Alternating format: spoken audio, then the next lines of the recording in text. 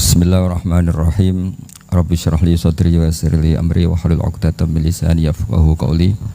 Allahumma shalli wa sallim ala habibika Mustafa sayyidina Muhammadin wa ala alihi wa sahbihi asma'in nama ba'du. Yang sangat saya hormati Ketua Yayasan Badar Wakaf Habib Hasan Al-Munawwar. Juga di sini ada Bapak Rektor Pak Bejo, ada Direktur RSI Bapak Masyudi, para pembantu rektor, para dekan, semua yang hadir saya hormati. Ini karena acara kampus, acara rileks, saya akan menyampaikan kajian ilmiah secara rileks bahwa ini meringati tahun baru itu jelas salah ini bukan tahun baru, ini tahun terakhir karena ini tanggal 29 ya, 29. Jadi ini meringati akhir tahun. Tapi karena rektornya itu orang bejo, lalah itu nggak ada yang nyoal kesalahannya. Jadi ini orang pinter sama orang bejo itu hebat, orang bejo. Saya ini orang pinter, maka tahu kalau ini itu akhir tahun, bukan awal tahun.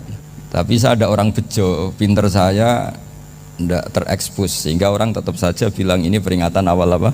Tahun. Jadi menang orang bejo gitu. Ini akhir tahun apa awal tahun? Hari ini akhir tahun. Berarti ini peringatan apa? Akhir tahun. Hanya orang bejo yang kesalahannya tidak dikoreksi. Jadi ini alhamdulillah. Jadi ya, tapi ini kesalahan yang tidak maksiat, insya Allah dimaafkan Allah Subhanahu wa Ta'ala. Ini karena kesalahan itu ada dua, ada kesalahan yang maksiat, ada kesalahan yang tidak maksiat. Saya punya komitmen terhadap agama ini, baik tadi yang dikatakan Pak Rektor, ada unsur ulama, ada unsur habaib, ada unsur pengusaha, ada unsur birokrat.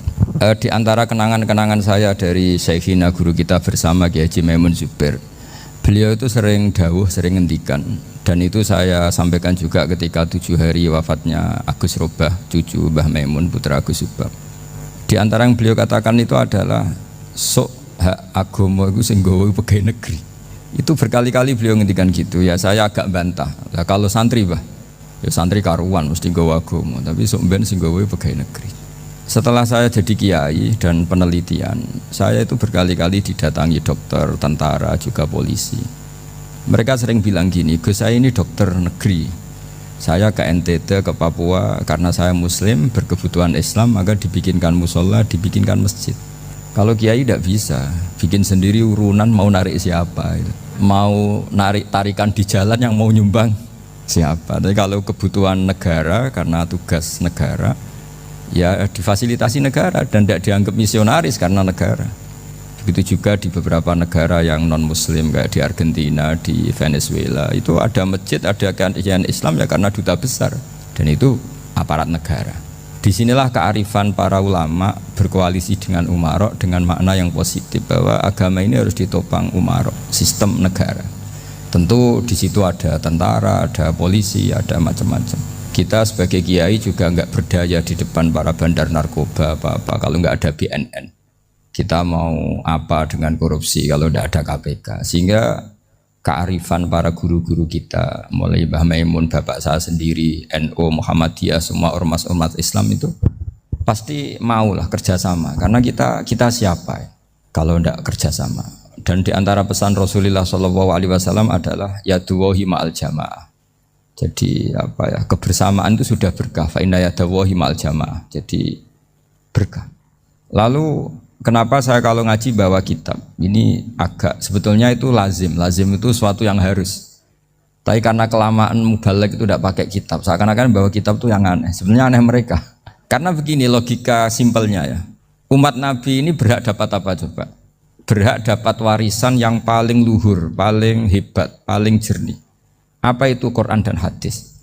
Pertanyaannya, siapa yang paling punya hak otoritatif untuk menerangkan Quran hadis? Ulama.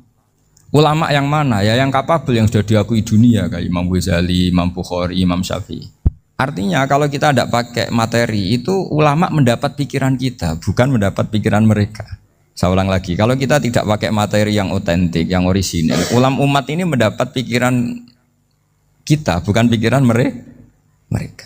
Maka saya berusaha supaya teman-teman atau semua umat Islam dapat pikiran-pikirannya Imam Ghazali, pikiran-pikiran Imam Bukhari, pikiran-pikiran Abul Qasim Al-Junaidi, kejernian-kejernian Abu Yazid Al-Bustami. Kejernian itu diantaranya adalah misalnya makalah yang menurut saya itu makalah yang super. Jadi untuk ngadepi krisis karena COVID atau karena apalah. Itu ulama dulu sederhana sekali. Beliau punya rumus yang mungkin jarang didengungkan orang, tapi saya akan kampanye rumus ini. Al-istighna, hakikatul istighna itu adalah al-istighna anis syai' labihi. Jadi pemenuhan kebutuhan yang sebenarnya adalah kita berusaha menghindari sebanyak mungkin kebutuhan yang sekunder, yang enggak penting. Bukan memenuhi semua yang kita inginkan. Jadi misalnya begini ya, kalau kita lapar, itu keinginan kita itu makan enak apa asal makan? Tentu jawabannya asal makan yang sehat. Tapi kalau nuruti nafsu kita, makannya yang enak, teman makan ya enak, terus di warung yang favorit. Ini kan satu kebodohan. Kenapa untuk makan saja butuh definisi sekian banyak? Yang kita harus kecewa, warung favoritnya bisa sudah tutup, atau kita ke sana harus macet, ribet. Yang benar-benar arif dan bijaksana itu adalah al-istighna anisya. Sesuatu yang tidak mendesak itu jangan jadikan kebutuhan. Sehingga kalau kita puasa misalnya, semua makanan itu enak karena kita sangat lapar. Sehingga Abul Qasim Al-Junaidi ketika ditanya, ma'idamu to'am, lauk makanan itu apa? Jawabannya lucu, alju, lapar. Kalau kamu lapar ya semuanya enak. Ini sudah mulai hilang. Kita bilang makan enak itu ya sate, ya gulai, ya pizza yang kita senang. Akhirnya apa? Untuk nikmati nikmatnya Allah itu kita jadi ribet. Apalagi yang orang-orang fasik harus ditemani perempuan yang tidak halal misalnya, atau harus ada ajudan, ribet. Nah pertanyaannya, orang yang ribet sama yang nggak ribet itu pinter mana? Pinter yang nggak ribet. Nah ini kearifan-kearifan yang mulai hilang. Lalu siapa yang bisa mewarisi itu? Ya ulama. Jadi ulama itu cara berpikir sebenarnya simple. Makanya mereka sering kalau tahajud itu, di antara makalah Sayyidina Ali paling terkenal dan yang menjadikan beliau punya derajat yang luar biasa, itu adalah kafani izzan antakuna li robban wa kafani fakhron an akuna laka abdan. Ya Allah, saya ini sudah begitu mulia, begitu terhormat dan sangat-sangat terhormat karena yang menjadi Tuhan itu Engkau. Jadi rumus pertama itu karena menjadi Tuhan itu Engkau. Hanya Tuhan yang abadi, Tuhan yang pertama, artinya Tuhan yang al-awwal. Coba ya Allah, kalau saya ini punya Tuhan Fir'aun, punya Tuhan mati jadi tontonan lagi, itu kerennya di mana coba?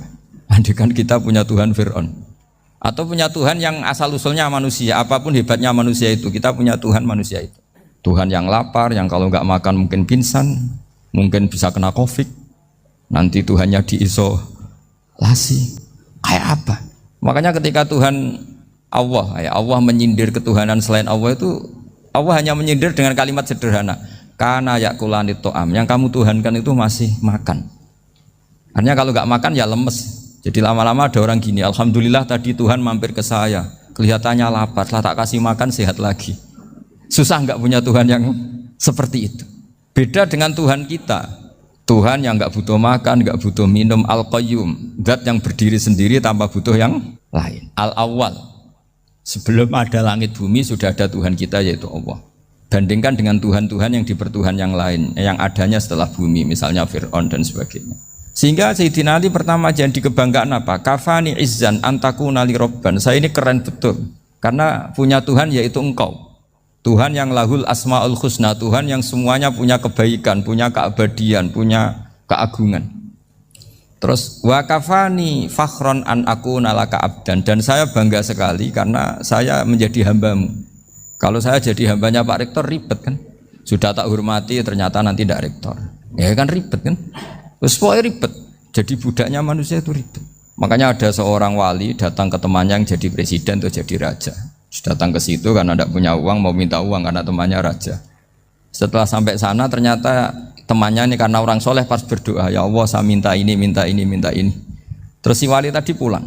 Tanya, kenapa kamu pulang? Ternyata dia sama, masih minta-minta kayak saya. Jadi sederhana dia. Sama-sama minta kamu, minta zat yang kamu mintain katanya. Jadi dulu itu orang itu sebegitu dekat dengan Allah. Sehingga si raja ini terus ketemu wali tadi, tanya, kenapa kamu menyepelekan saya padahal sekarang saya raja. Terus ditanya sama wali tadi, karena temannya, kalau kamu di padang pasir tidak bisa minum dan harus minum 1 gelas, dengan ongkos kamu harus mengasihkan semua kerajaan kamu demi minuman itu. Pilih mana, minuman apa tetap jadi raja? Ya saya milih bisa minum, saya tidak raja tetap hidup, tapi kalau nggak minum mati. Bagaimana Anda bangga dengan satu kerajaan sing la yusawi kak samain, yang tidak sama dengan segelas air. Jadi artinya terus mereka melihat jadi raja itu ya biasa, jadi presiden biasa, jadi rektor biasa. Karena mereka biasa berlogika hakikatul izzah itu ya taqarrub ila Allah, yang benar-benar terhormat itu ya dekat dengan Allah. Begitu seterusnya mereka bikin paradok-paradok yang aneh, tapi itu menjadi pelajaran. Bapak saya Ki Nur Salim itu senang baca anekdot Nasiruddin Koja. Itu kalau bikin orang-orang aneh, itu dia datang ke satu pesta, pakai baju lusuh, pakai sarung lusuh atau celana lusuh, sama Sohibul Bait yang punya acara dibiarin. Setelah dibiarin dia pulang pakai jas, pakai dasi, pokoknya keren. Dihormatin, pakai alpat, pokoknya dihormatin. Silakan. Pas dia disuruh minum, minumannya itu disokkan saja ke sakunya. Jas, kamu harus minum yang banyak, karena kamu yang dihormati, bukan saya. Terus makanannya semuanya diletakkan di saku, ada yang apa, ayo kamu makan yang banyak. Alpatnya juga gitu, dikasih sate apa, ayo kamu makan yang banyak. Mereka tidak melihat saya, melihat kamu. Akhirnya orang satu pesta itu istighfar semua, berarti kita ini salah. Terus dia pidato, kenapa kamu uang gitu? Tadi saya datang, orangnya sama. Gara-gara beda pakaian, penghormatannya beda. Berarti yang berhak dapat makanan ini jasa ya, bukan saya. Betapa naifnya kita sebagai orang. Ternyata kita masih hormat sesuatu yang seperti itu, yang atribut lah. Jadi orang-orang sufi itu orang yang bisa menertawakan dunia. Akhirnya ya pertama dia dianggap orang gila, masa jas dikasih makan, dikasih minum. Tapi secara fikih dia benar, haram dia makan. Karena pas dia datang dibiarin, setelah pakai jas dikasih makan. Berarti hakikat yang dapat rezeki siapa? Jasnya apa orangnya? Jasnya apa orangnya? Jasnya. Jadi itu orang-orang sufi, kearifan orang-orang dulu itu bisa ngelola hal-hal yang keseharian menjadi luar biasa. Ada seorang wali melihat istrinya makan satu piring, anaknya makan satu piring. Ditanya, kalian kenyang? Wah, kenyang sekali. Melihat anaknya minum kopi satu cingkir, seneng. Kalian seneng-seneng sekali. Wah, kalau seneng dengan hal-hal yang murah bisa, ngapain harus seneng dengan hal-hal yang mewah? Bodoh sekali saya. Sehingga terus mereka bisa qanaah. Qanaah itu ya hidup itu simpel, sederhana. Jadi tentu saya tidak akan ngomong yang muluk-muluk, selain itu tidak bidang saya juga apa ya. Kita ini butuh obat di kondisi Covid seperti ini, butuh kesederhanaan, butuh apa ya, istighna tadi. Kita harus istighna billah an ghairillah. Jadi sudah cukup bahwa Allah ini segalanya. Sehingga tadi saya dengarin himnenya Unisula, yang paling saya kagum adalah dimulai dengan kalimah-kalimah thayyibah. Di antara tugas suci Nabi Ibrahim dan semua Nabi adalah wa ja'alaha kalimatam baqiyatan fi aqibi. Nabi Ibrahim itu Nabi yang diberi gelar Allah. Dia adalah Nabi yang menjadikan kalimat tauhid itu kalimat yang abadi. Fi aqibi, di anak turunnya, di semua generasinya. Baik anak turun karena gen maupun karena pembinaan, karena pendidikan. Ini penting sekali saya utarakan karena apa? Satu kehidupan itu sebenarnya digerakkan oleh kata-kata, oleh moto kalau bahasa modern. Sehingga banyak ulama mengatakan al-ibarat kutun li'ailatil mustami'in, bahwa redaksi atau moto atau pegangan hidup itu penggerak kehidupan. Sehingga sebetulnya manusia itu digerakkan oleh kalimah-kalimah itu, oleh moto-moto itu, oleh prinsip-prinsip hidup itu. Misalnya orang Palestina itu tiap hari ke pasar gitu. Mereka ke laut gitu. Ditanya, kenapa tidak takut tembak Israel? Jawabannya lucu. Kena tembak ya mati, nggak makan ya mati, nggak kerja ya mati. Ya sudah, sama-sama mati ya, mendingan aktivitas normal. Tapi saya tidak menyarankan itu untuk melawan Covid. Ini cerita saja. Kamu jangan provokator itu, karena ini wilayah sensitif. Jadi banyak orang yang poligami, kalau ditanya alasannya gitu, istri satu ya cerewet, dua ya cerewet, mendingan 4. Ya banyak ya gitu. Tapi ada yang kebalikan, istri satu cerewet saja hampir jantungan, apalagi 4, tinggal matinya kan gitu. Itu semua yang menggerakkan itu kalimat. Kalimat itu satu pegangan. Banyak orang loh yang nggak ingin jadi rektor tuh banyak loh Pak Bejo. Jangan kira semua dosen ingin jadi rektor. Melihat rektor sibuk rapat mempertahankan reputasi Unisula, terus sering pegang kepala. Ngapain repot-repot? Jadi tukang sapu aja dapat gaji, ngopi, rokokan, selesai. Bodoh amat jadi rektor, mikir orang banyak. Banyak loh orang yang nggak ingin jadi presiden tuh banyak. Karena ngopi nyaman, nggak ada yang ganggu. Mau tidur sampai jam 9 siang juga nggak ada yang ganggu. Sehingga mereka melihat pegawai negeri itu gak keren, orang kok diatur jam, disiplin. Itu memang cara Allah membagi rahmat. Mau kamu apakan coba? Cara syukurnya dia seperti itu. Bapak saya dulu tuh sering ngajarin saya, diajak jalan-jalan pagi-pagi. Melihat orang ngopi, makan uduk itu bapak seneng. Kok enak jadi wong awam. Ngene esuk-esuk nyemak bocah kesel kabeh kono enak ngopi rokokan. Bapak kadang iri sama orang awam itu iri. Sudah gitu berharap masuk surga kan enak sudah gitu. Tahu-tahu mati, tidak tahu ke surga apa ke neraka ya tidak tahu. Jadi nah, orang dulu itu orang yang bisa mensederhanakan dunia. Sehingga ya sudah cara bahagia. Makanya saya alhamdulillah saya ini kerjasama sama UII sama beberapa kampus. Memang amdan itu sengaja. Kampus itu ya punya sistem yang nggak bisa mewakili sistem kiai. Kiai juga punya sistem yang nggak terwakili oleh kampus, juga sebaliknya saling melengkapi. Saya sering ketemu rektor UII, rektor kampus-kampus Islam. Mereka cerita, Gus pendidikan pondok harusnya dimodernkan gini-gini. Saya bilang, kalau pondok modern kayak kampus itu nanti saya ketemu Allah tidak bisa jawab. Kenapa Gus? Saya beri contoh gini. Kalau misalnya perempuan perawan lah atau apa saja, pokoknya perempuan mau tanya tentang menstruasi atau haid. Kalau semuanya sistem kampus, dia harus kuliah dulu, registrasi dulu, kuliah dulu, bayar dulu, dan dapat jawabannya nunggu mata kuliah pas itu. Bandingkan kalau sistem pondok, saya tuh sering ke pasar sama anak saya dicegat sama ibu-ibu, Gus, anak saya ngalami gini-gini, keluar darah terus menerus, nggak 6 hari tapi 1 bulan penuh. Itu hukumnya apa Gus ya? Nanti saya mau sowan ke jenengan. Nggak usah sowan di sini aja. Ya sudah. Sebelum mengeluarkan darah yang rutin seperti itu biasanya haidnya berapa hari? 6 hari ya sudah ikut yang 6 hari, yang lainnya istighatsah. Ngoten tok Gus, ya udah ya. Begitu terus di masalah udhiyah, Pak. Ya coba kalau semuanya pakai sistem kampus, daftar dulu, bayar dulu. Jadi ini nggak ada jawabannya, nunggu mata kuliah itu. Baru dapat jawaban, itu biasa nggak sholat bertahun-tahun karena belum ada jawaban tentang itu. Nah itu kalau misalnya orang mati, tahunya cara memulasara jenazah itu nunggu kuliah dulu, pas mata pelajaran itu dulu, baru menangani orang mati. Berarti orang mati itu tergeledak semua. Tapi kalau kiai kan enggak. Kesini orang mati terbakar, kalau dimandiin malah badannya copot-copot, itu gimana hukumnya? Ini ada orang mati Gus Kendat, ini disolati apa enggak? Ada orang mati oplosan ya kan? Itu disolati enggak? So sering ditanya gitu. Gak usah registrasi Pak Rektor, gak usah registrasi, gak usah daftar, gak usah seminar. Makanya kalau orang kampus wani kiai itu ya kualat tenan itu, karena ini yang on time. Tapi pondok seperti saya ya ikrar seikrar-ikrarnya. Pentingnya kampus karena melatih efisiensi waktu, disiplin, tata kelola manajemen, sehingga kita ya hormat. Tapi tadi kita harus saling melengkapi, sehingga saya tunjukkan ke publik bahwa saya hormat sekali sama polisi, sama tentara. Coba kita bisa apa ngadepi bandar narkoba kalau enggak polisi? Bisa apa coba menjaga NKRI kalau enggak tentara? Begitu juga ya sudahlah, kita memang fa inna yadallahi ma'al jamaah, kita berkah itu kalau bersama-sama, enggak bisa kita sendiri. Nah lalu orang kayak saya itu ya beberapa kali sebetulnya saya itu ditawanin jadi doktor honoris causa apa. Kekhawatiran saya satu Pak Bejo, takut pas enggak punya uang. Itu dokter enggak di duit kan enggak pantas gitu.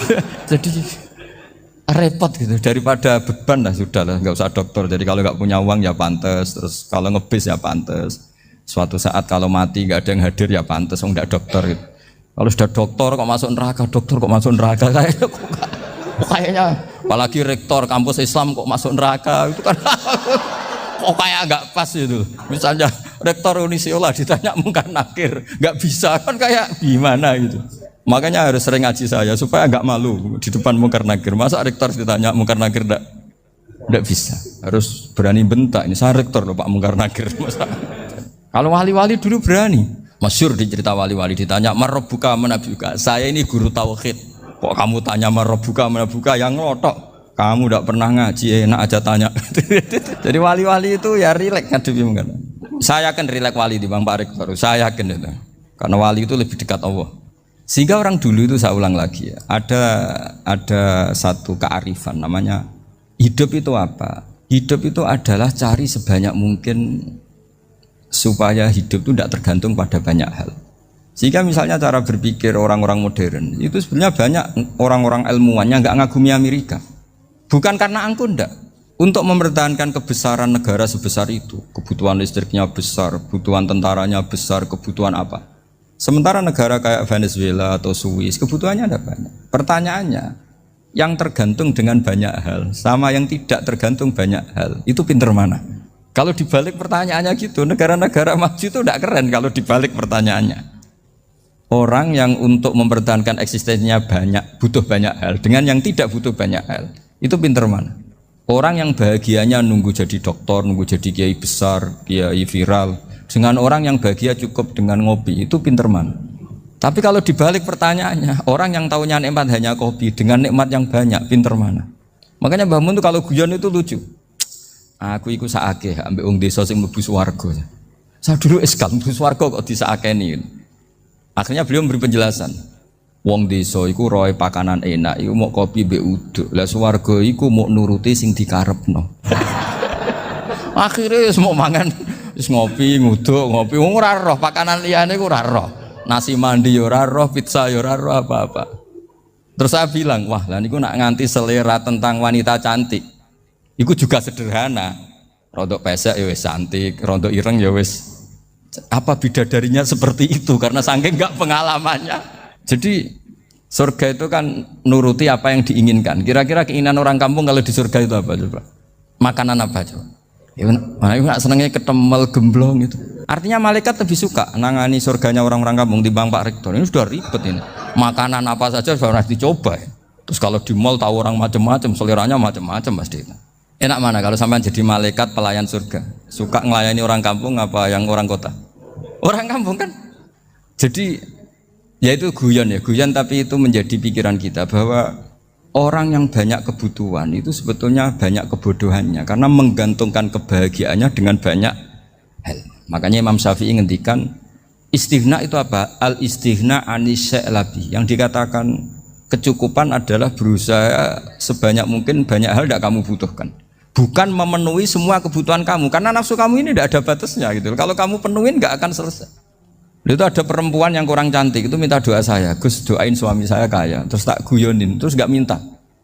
Kalau suami kamu kaya, yang pertama dirubah itu apa? Rumah supaya rumah saya bagus. Kedua apa? Mobil supaya mobil saya bagus. Nanti yang dievaluasi itu kamu. Mobil bagus, Alphard, rumah mewah, istrinya kamu pasti itu dievaluasi. Langsung nggak usah sudah gini aja kan. Jadi pertama yang dievaluasi itu kaya itu. Coba kalau suami kaya itu yang dievaluasi pertama rumah ya, rumah ganti. Setelah itu apa? Mobil. Kira-kira berikutnya akhirnya sudah nggak jadi. Nabi Ibrahim itu pernah minta umur panjang, keren umur panjang. Sama Allah nggak dijawab. Datang orang tua gitu mertamu ke Nabi Ibrahim, terus disuguhi dikasih kurma. Apa itu? Kok kurma apa? Anggur yang sudah matang sekali, sudah dimakan. Setelah dimakan meler keluar lagi, dimakan lagi meler lagi. Terus Nabi Ibrahim masuk lagi ke kamar. Ya Allah, doanya tak cancel. Nanti kalau saya tua kayak itu. Jadi Allah itu gak jawab langsung tapi ngirimkan itu. Akhirnya ya Allah gak jadi. Nanti takut itu. Saya pernah ngalami jadi kiai tadi ada ibu-ibu ya gak pati cantik lah. Suaminya tuh miskin sekali. Minta doa saya supaya kaya, bareng tak kasih pertimbangan itu udah nggak usah nggak jadi. Jadi itu kearifan. Tapi kearifan ini harus kita tanamkan. Saya nggak bisa membayangkan Indonesia yang besar ini, andai kan tidak ada qanaah, nerimo ing pantum. Coba sekarang ada Covid. Andai kan Indonesia tuh kayak Perancis. Saya beberapa kali punya tamu orang yang hidup lama di Perancis, bahkan dapat istri orang Perancis. Itu dulu nggak begitu mencintai Indonesia. Tapi setelah di Perancis 2 tahun, wah Indonesia hebat. Di Prancis itu kata dia kalau cerita, semua kebutuhan masyarakat itu dibebankan ke negara. Apa saja minta negara, apa saja nyoal negara. Sementara Indonesia, coba kalau Indonesia mengalami seperti ini kok tidak ada qanaah rimo ing pantum, bisa kios Indonesia. Orang miskin nyalahkan negara, kelaparan nyalahkan negara, apa saja. Tapi barokahnya dididik kiai, jogeman nyalahno wong liya. Urip pun romo ing pandum, diame. Sampai gak ngerti kalau Covid. Banyak tuh orang-orang kampung itu, orang lugu-lugu itu. Mbah niki saking Covid, salam ning Covid, muga-muga umure panjang. Dikira Covid itu nama orang yang ahli sosial itu. Mbah niki dana saking Covid. Matur nuwun sampekno salamku, muga-muga umur panjang. Bingung kan yang nganterin ini. Ini gimana yang mau menjelaskan? Memang nggak paham, ribet kan. Tapi saya pastikan bahwa dengan keadaan seperti ini kita bahagia, kita stabil, itu jelas barokahnya kalimah tadi, moto tadi atau pegangan hidup tadi. Makanya disebut al-ibarat qutun li'ailatil mustami'in, bahwa redaksi atau kata-kata atau pegangan atau filosofi hidup, apalah namanya itu adalah penyemangat. Karena kata-kata ini memang luar biasa. Ketika sahabat perang demi kebenaran, zaman itu ya pasti benar karena yang dibela Nabi. Dulu itu kan enak zaman Nabi, yang dibela mesti benarnya, musuhnya mesti salahnya. Sehingga dulu itu memang harus tegas. Kalau sekarang mau tegas gimana? Yang kamu bela tidak mesti benar, musuhnya tidak mesti salah. Ribet kan kalau misalnya saya tukaran sama Pak Rektor, kamu mau bela mana kan bingung. Saya tidak mesti benar, saya tidak Nabi. Pak Rektor apalagi nggak mesti benar lagi kan? Ribet kan? Jadi kalau kita mau perang sekarang itu mau pede gimana? Enggak. Makanya banyak ulama sekarang tuh mau tegas tuh enggak berani karena ya banyak hal yang abu-abu lah wilayahnya, misalnya pilihan presiden atau pilihan bupati, pilihan menteri. Kamu mati-matian bela itu, yang kamu bela tidak mesti benar, musuh kamu tidak mesti salah. Misalnya pilihan bupati, wah ini kabupaten ini baik kalau bupatinya ini, yang satu bilang ini, terus tim suksesnya kamu tanya, kamu yakin? Ya enggak juga. Lah kenapa semangat? Kan saya botohnya, paling alasannya ya itu aja, bukan yang lain. Beda dengan zaman Nabi, Nabinya mesti benar, Abu Jahalnya mesti salah. Kan enak, aturan mainnya jelas. Singkat cerita dalam perang itu banyak sahabat yang ngalami luka, ngalami apa gitu. Kemudian curhat ke Nabi, ya Nabi gara-gara derekkan jenengan, ngikuti jenengan saya harus ngalami seperti ini. Ngiranya orang itu diapresiasi sama Allah keluarnya. Ternyata sama Allah gak diapresiasi. Malah diturunkan ayat intakunu ta'lamuna fa innahum ya'lamuna kama ta'lamun wa tarjuna minallah ma'ala yarjun. Kalau kamu sakit karena perang, orang-orang kafir itu ya sakit, itu saja berani padahal demi kekafiran. Wa tarjuna minallah ma'ala yarjun, padahal kamu punya nilai lebih yaitu berharap kepada Allah yang mereka tidak punya. Saya jadi kiai itu ya kadang mangkel. Karena yang benci ya benci, yang seneng itu ngel-ngel loh kayak Pak Bejo. Jadi semuanya ribet. Lah iya, yang benci ya ganggu, yang seneng ya ganggu, tambah nemen. Seribet. Tapi kalau sudah ingat bandar narkoba, mereka berhadapan dengan polisi, kadang ditembak karena kesalahannya terlalu fatal. Antar persaingan mereka juga bisa tembak-tembakan karena merebut pasar narkoba. Itu saja mereka berani. Kok kita yang jadi kiai kadang dicium tangannya, dihormati gak berani, hanya takut apa ya, musibah-musibah kecil lah, atau problem-problem kecil. Lah iya, kalau kita bandingannya gitu.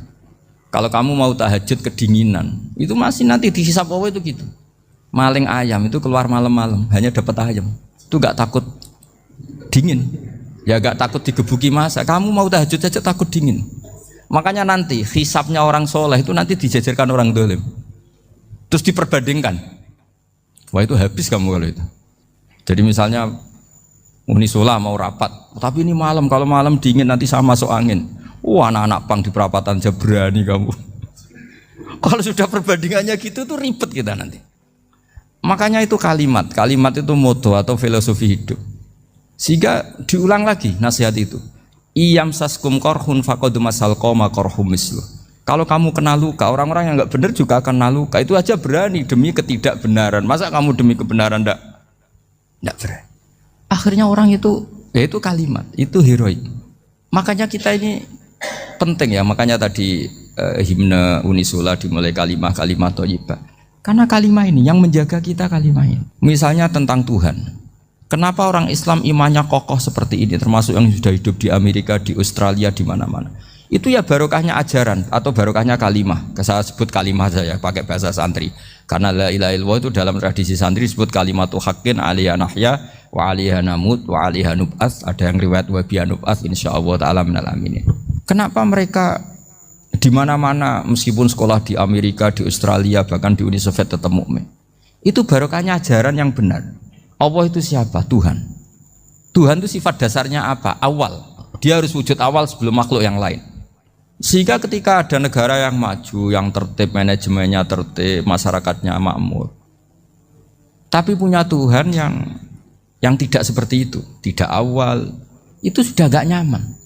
Karena Ndaklah keren Tuhan saya, karena Tuhan saya itu al-awwal, zat yang pertama. Tuhan saya keren lah, zat yang nggak mati, Tuhan yang nggak mati, yang nggak pernah mengalami kematian. Sehingga tontonan atau yang dilihat kenikmatan-kenikmatan yang lain ini tidak mengubah dia pendirian tentang Tuhan, karena mantapnya satu kalimat tadi bahwa Tuhan itu ya harus satu, harus awal, harus tidak mati, tidak rusak, tidak mengalami apa-apa yang membahayakan. Sehingga ketika ditawarin Tuhan yang lain meskipun menjanjikan secara finansial atau kemakmuran, mereka nggak tertarik. Itu coba, itu barokahnya makmur apa barokahnya ajaran? Barokahnya ajaran. Sering negara Islam itu kalah makmur dengan mereka, tapi barokahnya ajaran ini tetap apa? Tetap Islam. Makanya Nabi Ibrahim, Nabi yang sukses bikin wa ja'alaha kalimatam baqiyatan fi aqibi. Sehingga kita ini bekti sama orang tua misalnya, itu ya karena ajaran. Suwargamu itu karek wong tuamu. Nak wong tuamu ridho, Allah ridho. Nak ora ridho, Allah ora ridho. Ridho wa fi ridhol walidain wa sakhatu wa sukhtu wa fi sakhatil. Sehingga ketika ada orang tua yang agak brengsek gitu, anak-anak tetap hormat. Punya orang tua yang miskin, yang sudah miskin, tukang tombok nomor, banyak kan di kampung gitu. Ya tetap hormat. Coba kalau dari awal kita ngajari orang tua kamu hormati ya, kalau baik, kalau tidak usah. Bisa geger Indonesia. Tapi barokahnya ajaran-ajaran itu Indonesia tertib karena ada ajaran.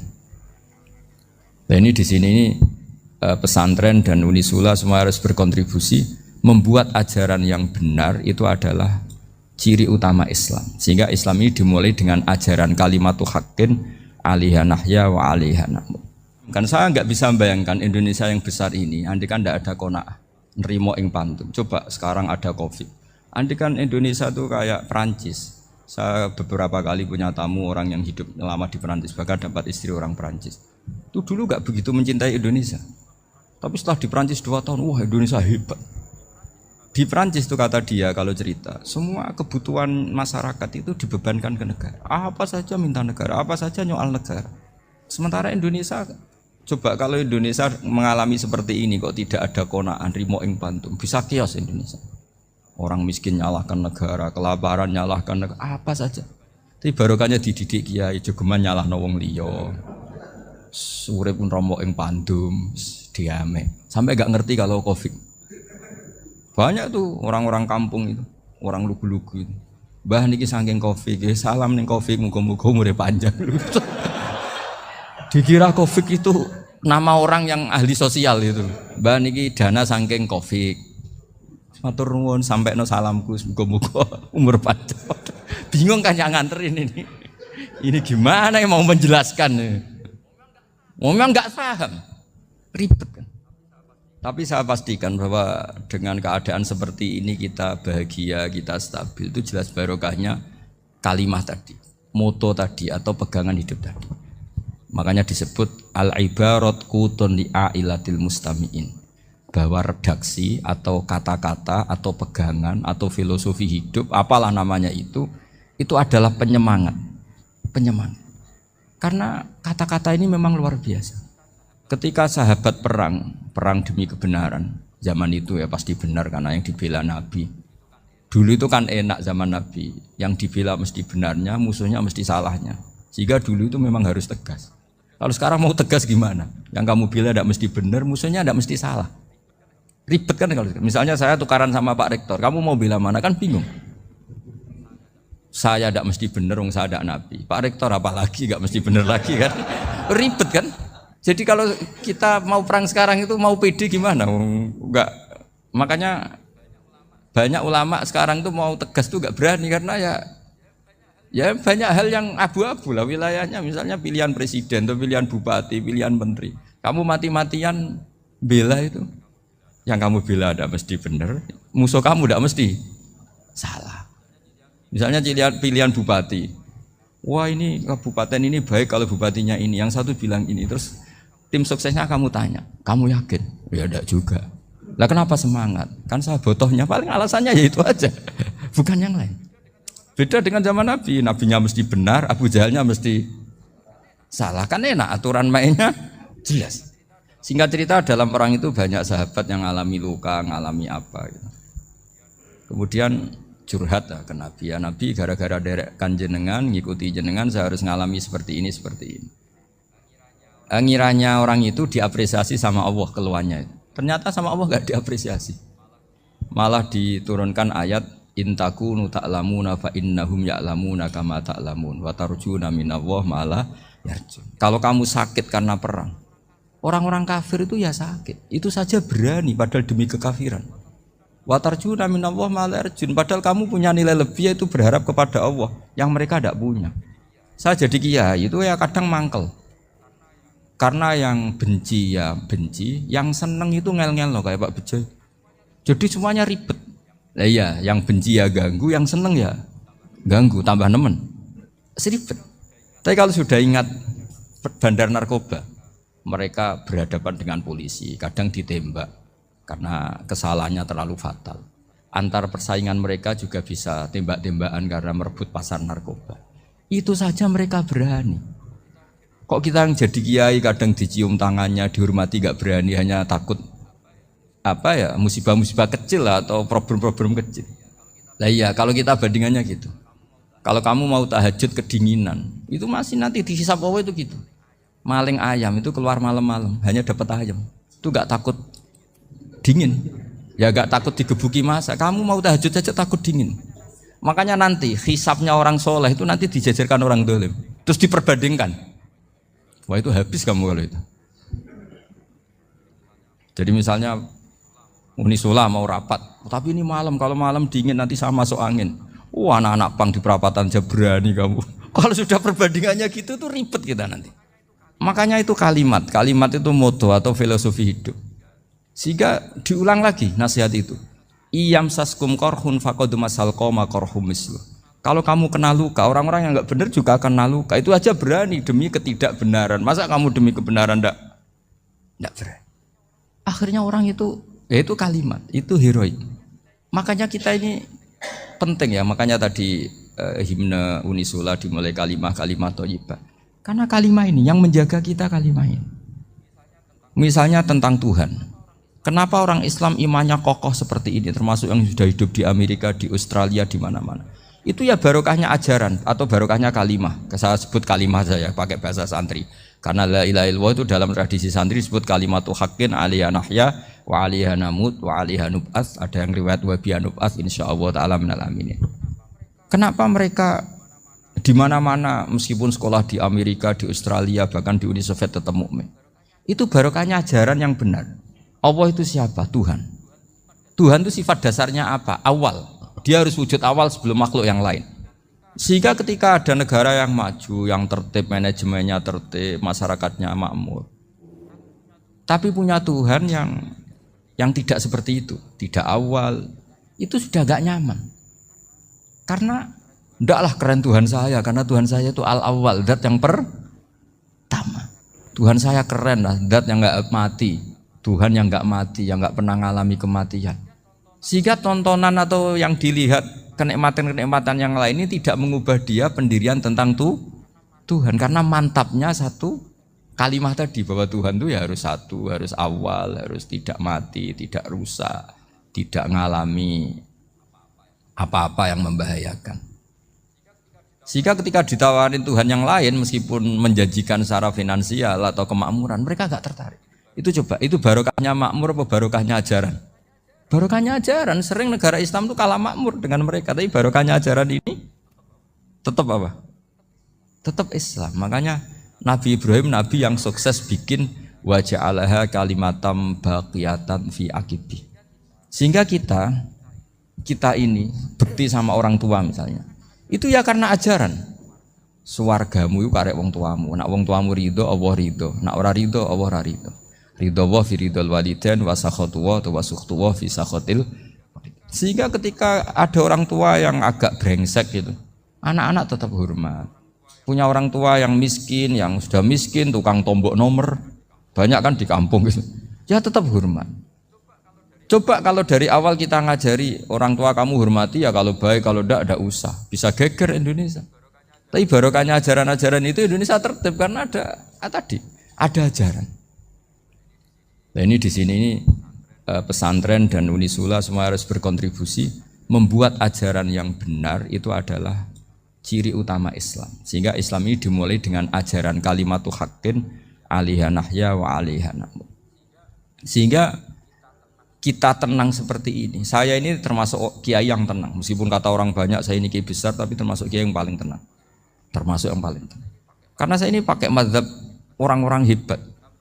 Saya berkali-kali cerita, orang kayak Imam Syafi'i itu orang yang luar biasa. Saya berkali-kali cerita, orang yang tadi nyium tangan kamu ya Imam Syafi'i, di belakang tuh ngerasani kamu, menghujat kamu. Jawabannya enak saja.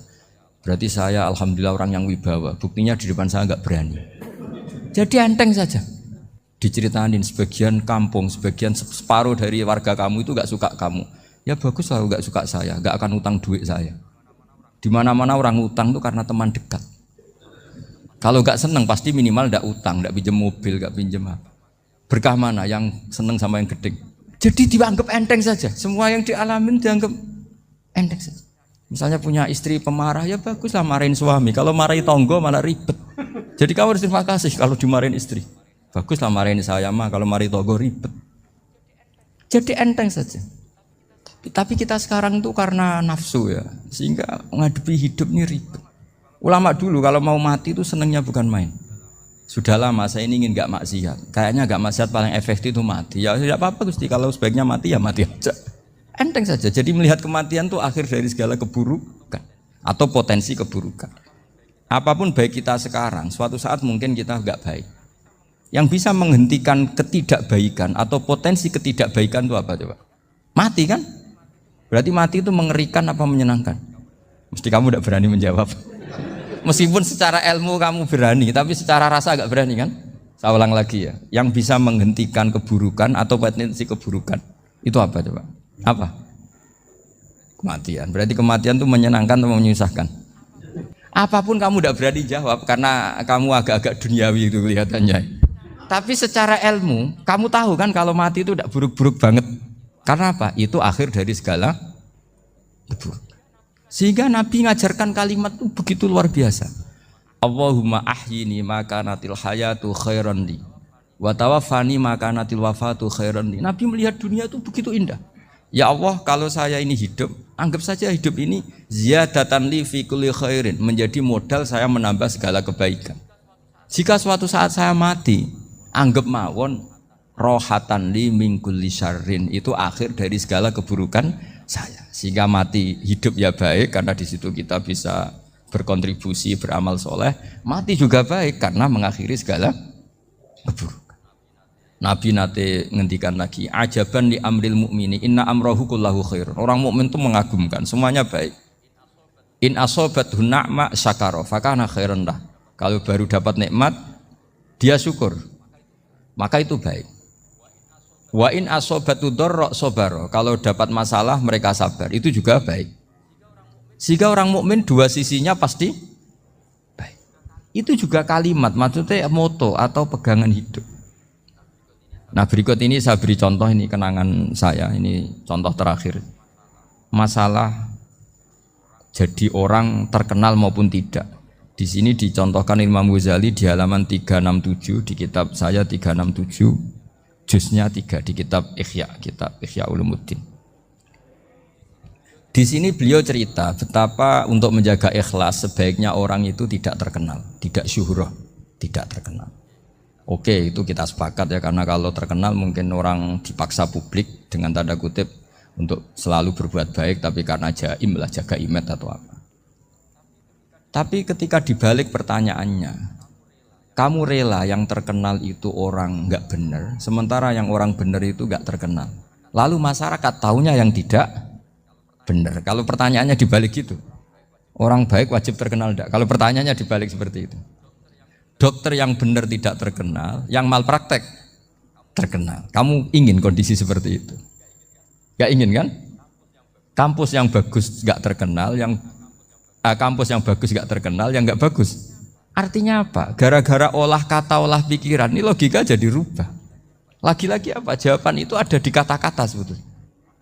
Makanya bab-bab seperti ini tidak usahlah kita berdebat, berpolemik, sebaiknya orang itu humul, menutup diri, apa sebaiknya orang terkenal, itu nggak perlu seperti itu.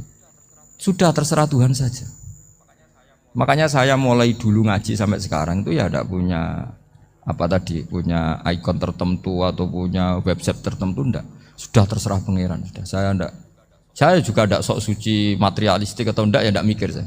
Bukan apa-apa ya, karena saya ini kiai, jadi biasa urusannya sama Allah, tidak sama makhluk. Jadi pusing kalau sama sarah-sarahnya makhluk itu pusing. Meskipun rektor kalau nasihati saya pasti tidak saya terima, itu tetap makhluk, itu sudah ada ngefek kalau saya itu sudah ada itu. Bukan karena saya sombong, ya memang makhluk betul gitu, bukan. Cuma nasibnya bejo aja, tapi makhluk tetap makhluk. Saya beri contoh ya. Ini makalah yang ditulis Imam Ghazali. Ya, i'lam aslahaka Allah anna aslal jah wa intisarus sayyid atau sayyidi wal istihar. Wa huwa mazmum itu. Balil mahmudu al-khumulu illa man saharahu wa ta'ala li nasri dini min ghairi takallufi talabi syuhrati minhu. Jadi kalau kamu ingin ibadah kamu selamat, ya kamu jangan terkenal.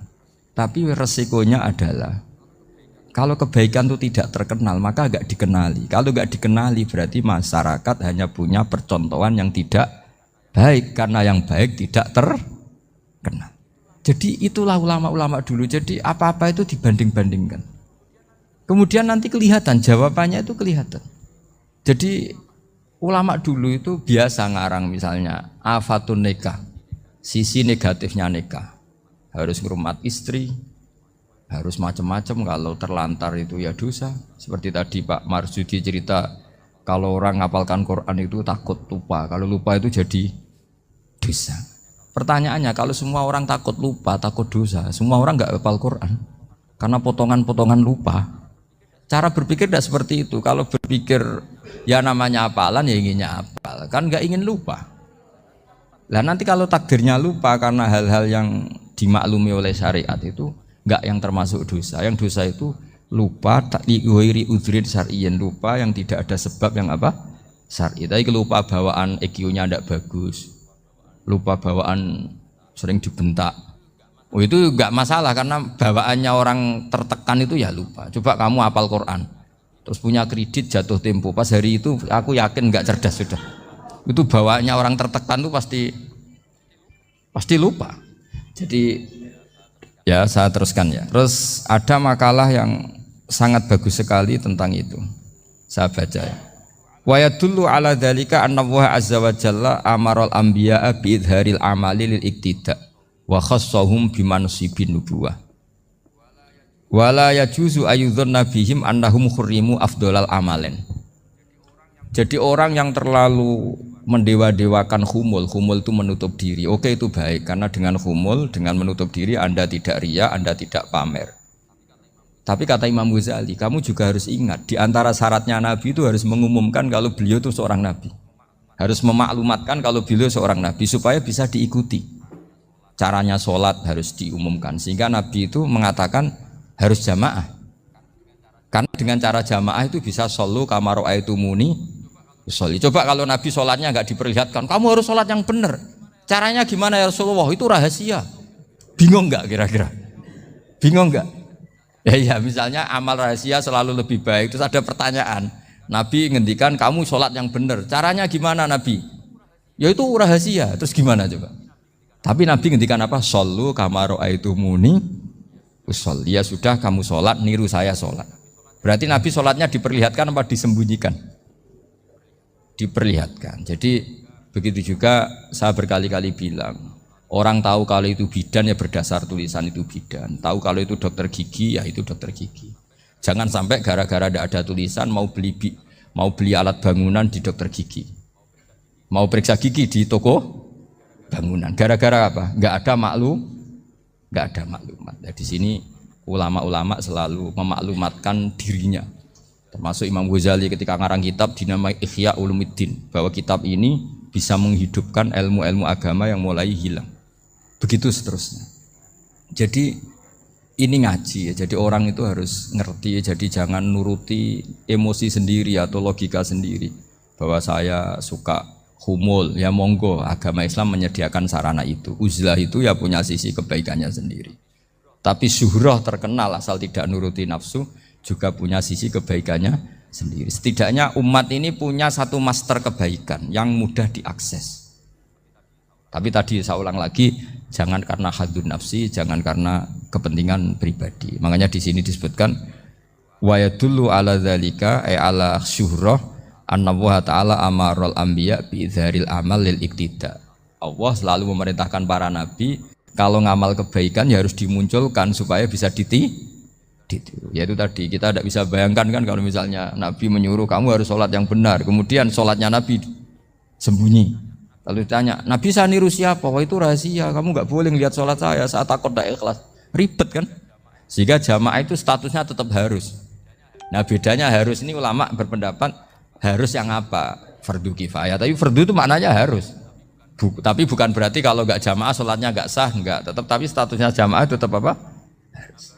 Nah barokahnya harus ini orang yang baru sholat, sholatnya langsung benar karena ada yang diikutin. Coba kalau mantan dukun baru sholat terus sholat sendiri, itu mesti mirip mantra. Karena dia tidak ada master percontohannya. Tapi barokahnya ada master, orang paling bodoh pun kalau sholat ya benar. Karena standar ada komandonya, ada imamnya. Sehingga Imam Ahmad malah berpikir keras.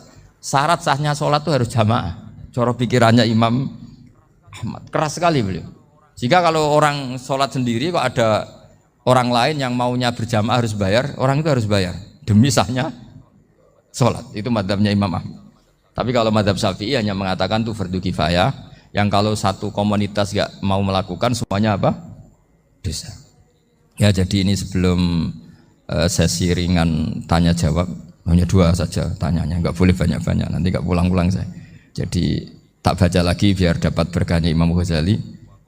Wa qala qaumun asirru afdalu minal alaniyati. Terus kata sebagian ulama al alaniyah itu afdal minas sirri. Terus diperbandingkan baik yang mana amal dipertontonkan sama anda. Terus kata Imam Ghazali, kalau orang itu bisa jaga tidak riya, maka sebaiknya dipertontonkan karena kebaikan harus yang muncul, bukan yang tidak baik yang muncul. Makanya ketika Unisula memaklumatkan diri sebagai ingin jadi generasi khairah ummah, itu kalau diterjemah itu kan wow, khairah ummah, umat terbaik. Itu kan kayak agak angkuh. Tapi nggak apa-apa, itu nggak apa-apa. Masa kita kampanye Unisula siap degradasi moral, kan ya lucu kan. Masa jualan gitu kan ya lucu. Ya sudah, kita memang ingin mengkhidmati ummah, berbakti dengan umat, membantu supaya jadi generasi khairah ummah. Tidak apa-apa, dimaklumatkan supaya dengan itu umat punya sarana. Oh kalau ingin jadi khairah ummah, kuliah di sini. Jangan lalu enggak gitu. Ya sama kita dokter, maklumatkan saja dokter gigi, dokter kandungan, dokter bedah. Sehingga orang kalau mau bedah ya jangan ke dokter kandungan. Jadi barokahnya maklumat ya. Jadi saya mohon sekali ini, saya sendiri sebetulnya orang yang enggak siap terkenal sebetulnya, tapi ya sudah terserah Allah saja. Kalau itu cara Allah menyebar kebaikan, ya monggo. Pokoknya kita tawakal saja sama Allah Subhanahu wa Ta'ala. Ya, saya kira demikian. Assalamualaikum warahmatullahi wabarakatuh. Matur suwun Gus. Alhamdulillah sesi tanya jawab Gus 2 nggih. Ya, ini ada dari Yogi Banjarmasin, satu tipe dengan Ahmad Banyuwangi, satu tipe dengan Rizka Pekanbaru. Yang dari Banjarmasin itu, Gus mohon izin ngaji lewat jarak jauh, baik melalui YouTube ataupun lewat medsos. Namun sanadnya bagaimana Gus? Sebab masa kini belum bisa ketemu langsung. Terus Rizka Pekanbaru ini trik mendidik akidah anak sejak dini, pripun? Terus Ahmad Banyuwangi ini bagaimana kaum milenial, ini karena setipe Gus, generasi XYZ yang lahir tahun 2000-an, bagaimana membuat menarik belajar tasawuf bagi generasi anak-anak. Nggih, namung niku. Tapi setunggal tipe niki tasawuf. Bagaimana belajar tasawuf untuk generasi-generasi yang cik nom-nom niku. Terus satu itu tipe dengan mendidik anak. Kemudian yang nomor 2 mohon izin ngaji jarak jauh. Sanadnya pripun? Karena belum bisa ketemu. Begini ya, saya mungkin yang kesekian kali ya punya tamu dari Kalimantan, dari Sulawesi. Memang kalau sebagian mereka pernah mondok itu tersiksa karena ngaji saya hanya lewat virtual atau lewat medsos. Kebaikan itu pasti sudah benar. Jadi dengan ketemu langsung maupun enggak itu secara sana itu sudah cukup. Cuma ada beberapa kebenaran yang butuh jelimet, butuh tahqiq, itu yang harus ketemu langsung. Tapi kalau yang kebenaran-kebenaran umum itu tidak perlu, karena kebenaran itu bahasa lainnya itu al-ma'ruf, sesuatu yang mudah dikenali oleh akal, oleh nurani, oleh komunitas, oleh sistem sosial. Sementara mungkar itu sesuatu yang aneh.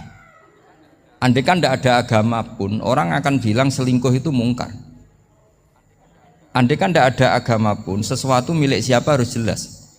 Sehingga diaturlah, ini istrinya ini istrinya ini barangnya ini. Yang paling berhak make apa? Ya yang punya kan. Makanya nikah itu disebut ma'ruf. Yang boleh make ya yang punya. Misalnya yang boleh make mobil itu ya yang punya atau yang dapat izin. Itu disebut ma'ruf. Lalu yang nggak punya kok make, itu namanya mungkar. Ya aneh, yang nggak punya kok make tanpa izin.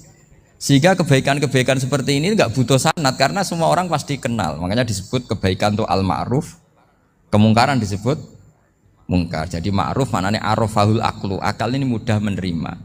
Mungkar maknanya angkarohul aklu, akal ini menjadi aneh.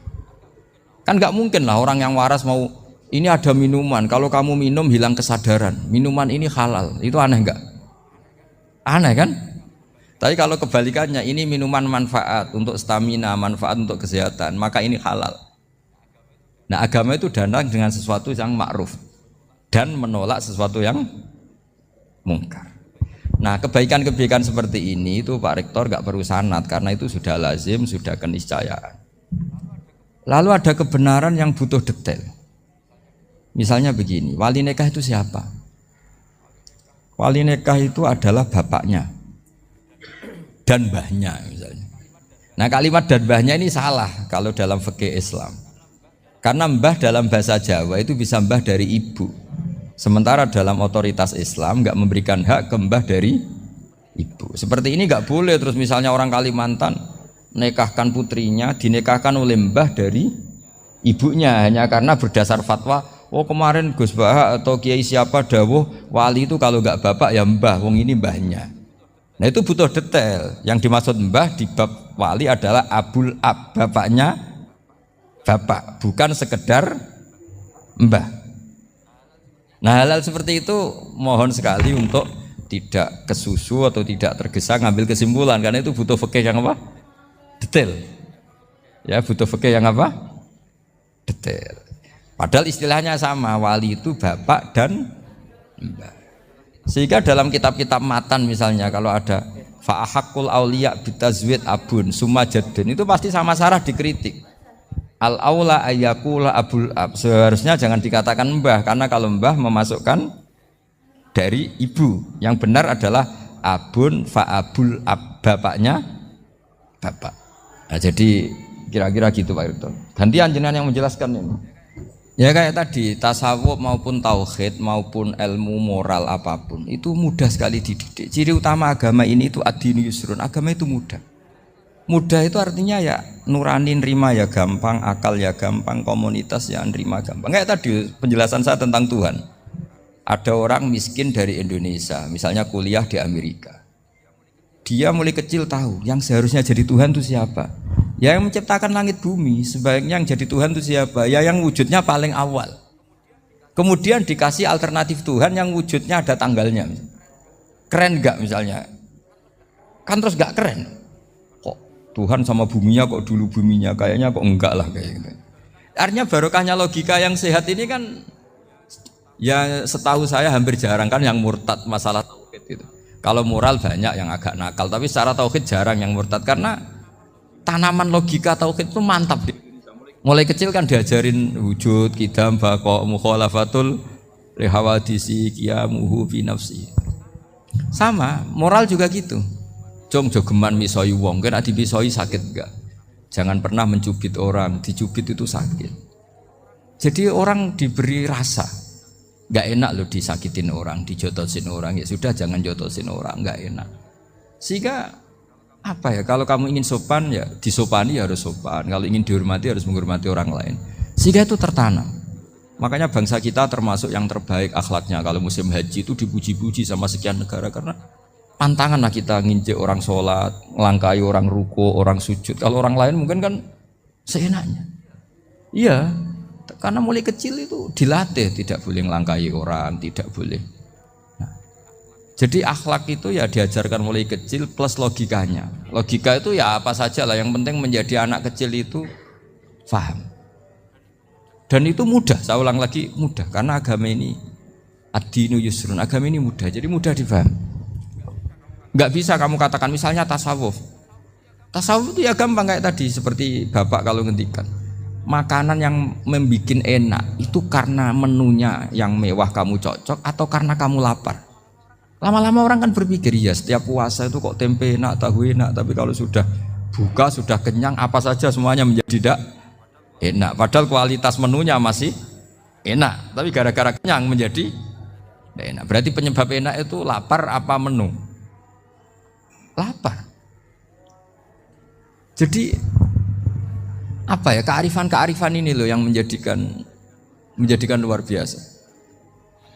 Makanya tadi ada kalimat yang benar, wa ja'alaha kalimatam baqiyatan fi aqibih. Jadi Ibrahim adalah nabi yang sukses menanamkan filosofi kebenaran ke anak cucu. Dah, yang terakhir, dah. Ini Siti Mutmainah dari Undip. Ya. Maunya bergabung tapi karena terbatas, mohon izin Gus mengingat mati kebaikannya nopo untuk keluarga maupun pemimpin. Oh, ya bagus lah kalau itu. Kalau di kitab-kitab yang saya baca, ingat mati itu tidak selalu baik, juga tidak selalu buruk. Malah kalau menurut Sayyid Abdul Al-Haddad, khusus yang para pelajar yang mencari ilmu itu gak baik ibadahnya ingat mati, karena dia harus dinamis, harus mobil. Kalau ingat mati kan terus lemes. Tapi kalau untuk pejabat harus ingat mati, kalau enggak korupsi terus itu. Harus ingat mati. Jadi kalau manfaat bagi keluarga begini ya, saya merasakan ini. Tanya anak saya itu baru tamat aliyah kemarin. Yang satu barusan mondok sarang baru 2 bulan atau 1 bulan. Itu saya kalau bilang ke anak-anak gini, kamu ketemu saya itu harus spesial. Bisa saja bapak besok itu meninggal. Jadi semua hari itu spesial. Karena jangan-jangan ini kenangan terakhir. Nabi itu kalau ngajari orang supaya sholat khusyuk, sholli ka'annaha sholatu muwaddi'in. Kamu sholat seakan-akan itu sholat terakhir kamu. Oh itu mesti serius. Kamu ketemu istri seakan-akan terakhir pertemuan, kayak mau pergi ke New Zealand atau ke Amerika aja, malam itu spesial karena besok istri saya pergi. Bayangkan kalau itu terakhir mau mati, sampai ngamuk serasido lah kan gitu. Jadi hikmah ingat mati itu makanya Nabi diantara riwayat ya, meskipun riwayat ini diperdebatkan, tapi jelas ini satu petua yang baik. Wa'mal li akhiratika ka'annaka tamutuhud, dan kamu beramal untuk akhiratmu seakan-akan besok itu mati. Maka sholat kita akan spesial, hidup kita akan spesial karena kenangan kita terbaik ya sekarang, besok sudah mati. Sehingga anak-anak saya itu sama saya itu senang sekali. Saya juga sama anak-anak sendiri. Karena kesempatan ini tidak selalu ada. Jadi, tapi ada kalimat untuknya wa'mal lidunyaka i'mal lidunyaka ka'annaka ta'isu abadan. Untuk duniawi kamu seakan-akan hidup selamanya. Itu maksudnya itu rileks saja. Misalnya hari ini urusan nggak selesai, besok masih ada hidup. Nggak selesai, besok masih hidup, sehingga rileks. Tapi kalau urusan akhirat harus selesai sekarang karena besok sudah mati. Jadi ingat mati itu positifnya ya tadi, semuanya akan indah. Coba orang yang mau meninggalkan Indonesia, misalnya nyuwun sewu LSM yang biasa demo atau mahasiswa yang biasa demo, terus tawarin, besok kamu kuliah di Rusia. Itu warung apa saja kenangannya baik semua karena mau meninggalkan Indonesia. Tapi kalau tahu gak ninggalkan Indonesia, demo terus. Orang-orang sering demo, tawarin ke luar negeri, kira-kira mau nggak? Pasti lebih suka apa? Indonesia. Orang paling miskin yang ngeluh terus di dunia ngeluh, gak pernah nikmat, tawarin mati, mau nggak? Nggak mau kan? Nah, jadi untuk supaya hidup ini nikmat, semuanya itu anggap kenangan terbaik Anda, dan itu bisa saja kenangan terakhir. Makanya resepnya Nabi supaya sholat khusyuk apa? Sholli sholatam muwaddi'in, kamu sholat ka'annaha sholatum muwaddi'in, seakan-akan itu sholat apa? Terakhir. Sehingga terus kita nyaman, kita apa, dan kita nganggap ini sholat yang terakhir. Nanti ternyata masih lagi, ya sudah itu sholat yang terakhir lagi, sehingga semuanya apa? Spesial. Ya gitu Pak Rektor. matur suwun. Terima kasih Gus. Ini pertanyaannya total ada 135. Tapi saya himbau kepada para penanya, ini misalnya ya ada pertanyaan bagaimana kami ini berada di organisasi yang fasilitas materinya itu kecil. Jenengan tidak usah bertanya di saat ini, nanti ikuti YouTube. Itu ada edisi beliau yang terakhir, ada tema ceramah beliau itu sudah menjawab ini. Nanti ikuti di YouTube, bisa menjawab pertanyaan jenengan. Itu ada. Itu sudah ada materinya. Jadi 135 penanya ini mohon dicari search di Google, jawabannya sudah ada di situ semua. Oke. Ya, terakhir ini bagaimana kalau kami materinya sedikit, apakah kami harus ngalah? Ini edisi 3 hari yang lalu Gus Bahak sudah mengeluarkan itu. Nah, gitu. Nggih, saya kira demikian nggih. Yang offline sampun ridho? Sampun nggih. Nggih Gus, ngaten saya soalnya paling takut kalau nanti dimarahi beliau. Demikian apa yang bisa kita sajikan kepada para pemirsa baik online maupun offline. Saya selaku moderator yang mendampingi beliau Gus Bahak, mohon maaf apa ada kekeliruan dan hanya ini yang bisa kami sampaikan. Mohon maaf dan selamat mengikuti YouTube beliau yang sangat berseri dan beragenarkan dan sangat mencerahkan. Wassalamualaikum warahmatullahi wabarakatuh. Saya pernah ke Israel, ke Tel Aviv. Itu orang-orang Turki karena tahu orang Yahudi suka uang, itu bikin hotel-hotel di Tel Aviv, di dekat Mesir atau juga di Hebron di Tel Aviv. Kata tokoh-tokoh Turki tak tanya, orang Israel itu suka duit. Kalau sukanya uang, saya investasi hotel. Dan barokahnya itu ada karyawan muslim. Akhirnya ada komunitas muslim yang niatnya untuk menjaga masjid apa?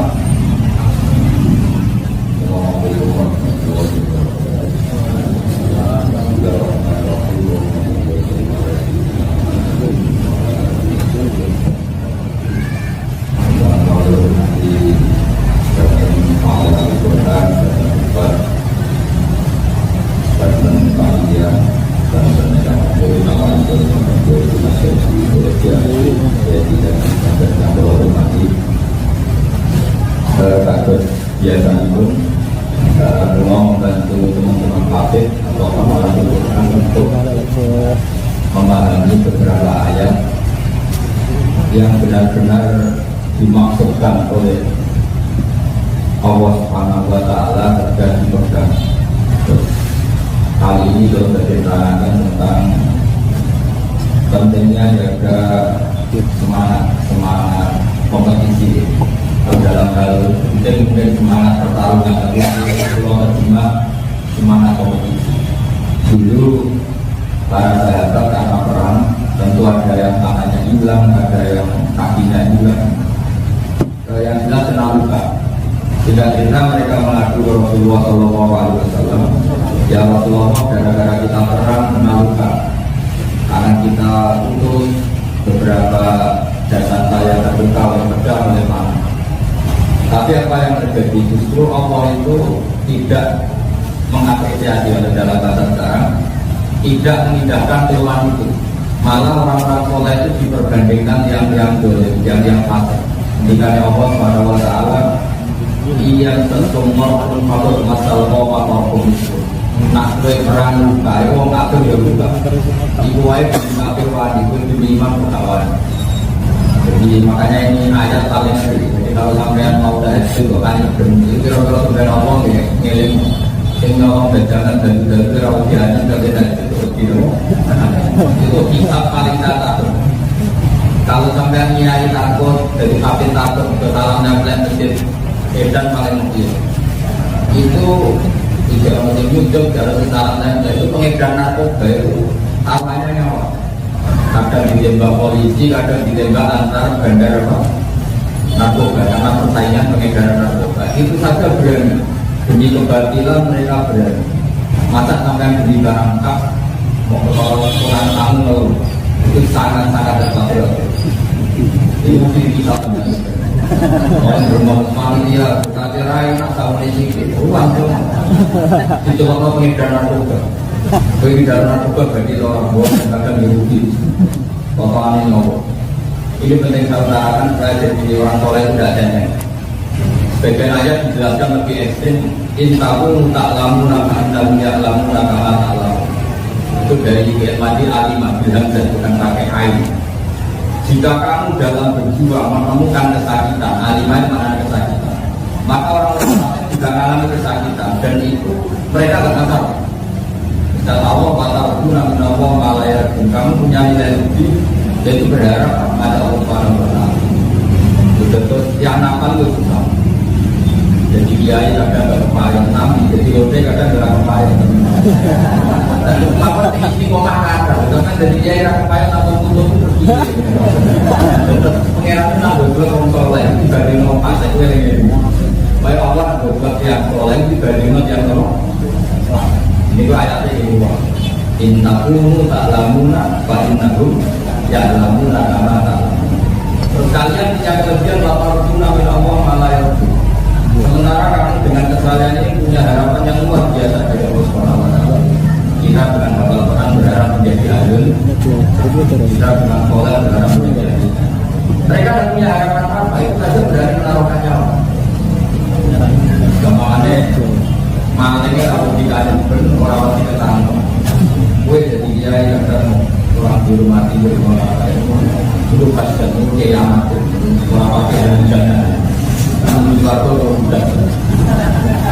Tapi juga orang-orang kalau semua kalau ada sesuatu budatan atau mengenang orang salah. Tapi ini satu ilmu yang luar biasa. Saya akhir-akhir ini sudah ada 5 tahun terakhir belajar semacam kitab balaghah. Tapi sebenarnya bukan balaghah. Kitab makalah-makalahnya di binaan.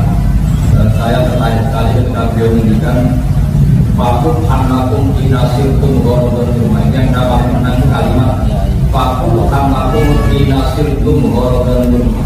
Tujawna wala taksir. Jadi beliau menunjukkan sebelum orang soleh adalah orang yang jadi objek mereka yang tidak soleh. Harusnya orang soleh itu menjadi subjek atau subjek pelaku sejarah, bukan dibalik menjadi objek. Kalau tentunya jadi sasaran tembak. Misalnya gini contoh paling gampang. Indonesia itu kan mayoritas muslim. Berarti kebutuhan saja ada banyak. Mesin juga menuju Cina untuk produksi saja. Nah, tapi alhamdulillah orang sekarang pikiran ini pikir gitu. Itu kan lucu kan, kita mayoritas muslim dan berkebutuhan saja ada. Terus oleh mereka dianggap ini pasar yang prospek. Kemudian mereka bikin apa? Sajadah. Mereka kaya karena jual sajadah. Kita jadi objek pasar mereka. Itu buruk sekali. Begitu juga misalnya tren wanita akhir-akhir ini terakhir umroh. Sementara di biro kadang muslim karena punya pembiayaan yang bagus. Sementara yang pembiayaan Islam bersorak, kadang-kadang berkelimparan berangkat umroh. Itu buruk sekali. Ketika orang soleh atau orang yang ingin soleh tidak kesampaian, ini jadi objek. Makanya saya berharap ini betul saya sering membuka nama orang soleh. Kita sekarang mayoritas itu NU, jika mayoritas dari sunnah. Ini harus jadi kekuatan besar untuk mengawal pada ahli sunnah. Jangan sebaliknya, karena Indonesia banyak yang miskin, kemudian mereka dikasih beasiswa untuk sekolah-sekolahan, dan nanti ajarnya tidak ahli sunnah. Intinya saya pesan atas izin ahli, kalau jadilah kamu pelaku perbaikan. Pelaku itu subjek itu alfa itu muhtar pelaku, bukan objek. Nah selama ini problem umat Islam kata Sidin Ali itu Faku hanakum inasirtum ghorodon rumah. Kamu itu buruk sekali karena jadi objek. Saya pernah ke Israel ke Tel Aviv. Itu orang-orang Turki karena tahu orang Turki suka uang. Itu bikin hotel-hotel di Tel Aviv, di dekat Masjid Aqsa juga di Tel Aviv. Kata tokoh-tokoh Turki tak tanya, orang Israel itu suka duit kok. Kalau sukanya uang, saya investasi hotel. Dan barokahnya itu ada karyawan muslim. Akhirnya ada komunitas muslim yang niatnya untuk menjaga masjid apa? Ketika saya tanya kenapa demikian, sama. Karena di Mekah banyak orang haji, kemudian Hilton yang milik orang Kristen di Amerika bikin hotel Hilton di Mekah. Kemudian itu juga prospek. Nah, sikapnya begini. Kalau Yunus dan Hayat bisa bikin pasar di Mekah kota Islam, padahal miliknya non Muslim. Kenapa kita tidak kompetisi bikin hotel di Tel Aviv yang milik apa ya Bu? Sehingga kita itu pokoknya walhasil umat Islam juga boleh jadi objek. Itu kata Sayyidina Ali, kalau itu terjadi, faku anlakum fi nasirtum ghorotan rumah. Buruk sekali kalau kamu sebagai orang soleh menjadi objek yang hanya menjadi sasaran tembak mereka. Itu baik di dunia bisnis, politik maupun militer. Karena tadi misalnya umat Islam itu tak sholat, kemudian yang bikin saja tak mampu, dan kemudian yang kaya sebenarnya posisi kita sebagai objek. Pokoknya itu saja yang kita yang penting terus agama kita dikawal oleh salam Allah dan Rasulullah. Makanya kata Allah, wala taimu fi'illah ilmu. Kamu jangan pernah merasa lemah, merasa kalah ketika berkompetisi dengan kaum ini bisa muslim versus kafir, bisa orang soleh versus orang fasik. Yang bukan nomor 1 dan nomor 2, karena ini tidak ada benda itu. Terus kata Allah, intaku tak lamun apa inna punya lamun agama tak lamun, kita punya kerugian warga nabi Allah malah. Ini penting melakukan sesuatu. Kita lebih ikhlas, lebih kuat. Kalau mereka bisa mengatur kita dengan kecerdasan mereka, kita juga bisa menjadikan mereka objek dengan kecerdasan. Jadi tadi misalnya saya betul-betul bersaksi, orang Bali misalnya suka sate Madura atau suka sate, kemudian orang Islam dagangan sate di sana karena sukses ngajak ponakannya misalnya, kalau jadi komunitas muslim akhirnya berhubungan masjid-masjid madrasah, itu era anak sudah bisa baca Fatihah. Tapi yang satu itu orang Bali bisa baca Fatihah. Bapaknya baru sate, sukses ngajak ponakan di sana, terus berhubungan di madrasah masjid karena sudah jadi kampung Islam. Akhirnya anaknya disekolahkan di Yogyakarta, kemudian mau bicara kalau sudah baca Fatihah. Begitu juga kemarin tadi Korea jadi pekerja yang bisa banyak, karena banyak bikin komunitas, bikin masjid, akhirnya butuh guru.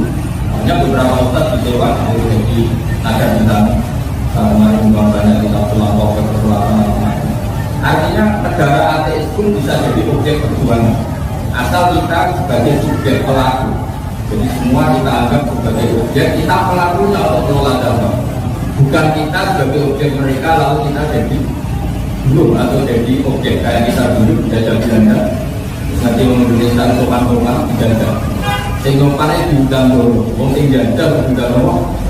Dulu, nggak terlalu dulu. Doro monggo, Doro dia bener setan zaman Belanda itu. Belanda, makanya Hasyim Asy'ari buka, beliau bikin maklumat 22 Oktober bahwa melawan Belanda itu berlain. Zaman itu orang masih meluangkan ini. Jadi kita pernah jadi korban Horotan Burma, yaitu jadi objeknya penjajahan. Makanya saatnya sekarang kita jadi objek. Tentu bela modern dan dengan perilaku yang baik, menjadi ekstrim juga. Tapi intinya si binari itu menurut sekali kata beliau, Fakub anlakum di nasirtum gorodan di rumah. Dulu sekali kalau tamu-tamu dari objek gerakan mereka. Itu saja yang saya sampaikan harus benar-benar menjadi simbol Allah, asal minawiyah, simbol benar-benar simbol Allah, benar-benar kita harus tertanam di mana saja kan. Maka sampai salah sama TKI yang kita ulang di Hongkong bikin masjid, sampai ini mau konflik sama Hongkong. Sudah yang khotbah siapa yang khotbah yang besar itu. Soal tukaran biasa ya pernah khotbah nanti berlanjut. Atau baik juga rasanya. Yang itu tapi ya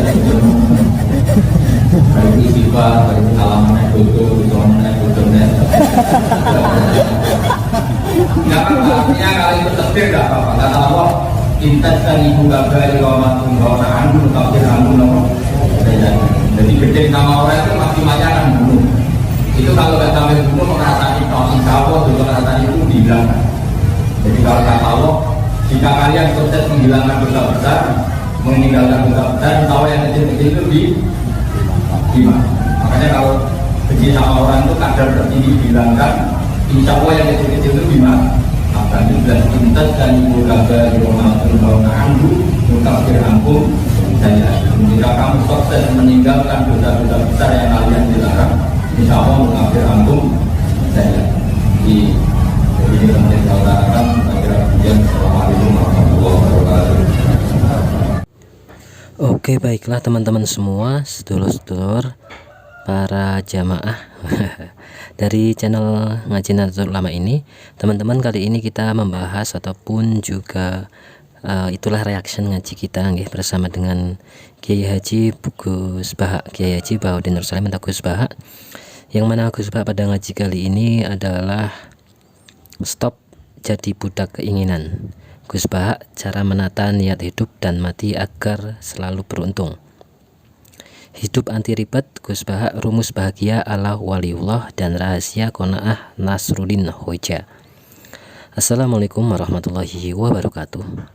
Pernahkah Anda merasa hidup begitu berat karena banyaknya keinginan? Dalam video reaction ngaji kali ini, kita akan menyelami samudera ilmu bersama Kiai Haji Bahaudin Nur Salim atau Gus Baha tentang rumus ketenangan hidup ala waliullah. Gus Baha membedah kisah sufi legendaris Nasruddin Hoja dan filosofi para wali yang sangat disukai oleh ayahanda beliau, yaitu Kiai Nur Salim Al-Hafidz. Inti dari ajaran ini adalah bagaimana kita memangkas ketergantungan pada makhluk agar mencapai kebahagiaan sejati. Gus Baha, kecerdasan tauhid, peran PNS dalam Islam, dan sanad ilmu sampai Rasulullah. Poin-poin penting dalam kajian ini. Yang pertama, kecerdasan tauhid atau qanaah. Mengapa nerimo ing pandum disebut sebagai kecerdasan tingkat tinggi? Gus Baha menjelaskan cara mendamaikan diri dengan melepaskan ketergantungan pada manusia. Filosofi hidup dan mati. Bagaimana cara memandang kematian sebagai penghenti potensi keburukan dan kehidupan sebagai kesempatan menambah kebaikan. Sinergi ulama dan umara. Penjelasan menarik tentang dawuh Mbah Maimun Zubair mengenai peran PNS dan kualitas dan fasilitasi dari negara dalam dakwah Islam di daerah terpencil. Logika ketuhanan. Cara sederhana membuktikan kebenaran Allah lewat logika makan dan minum yang diwariskan oleh Nabi Ibrahim alaihissalam. Pentingnya sanad ilmu.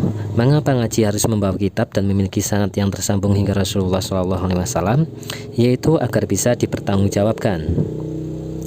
Filosofi hidup tenang. Gus Baha bongkar rahasia wali Allah agar tidak tergantung pada dunia.